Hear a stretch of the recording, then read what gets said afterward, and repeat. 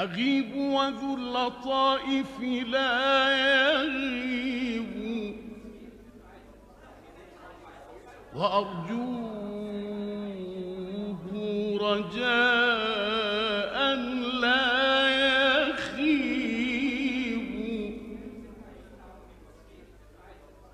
وأنزل حاجتي في كل حال. كلمت صحابي وقلت لهم ان احنا لازم نكون على ميعادنا عشان نروح الجامع الازهر. تطمئن به القلوب.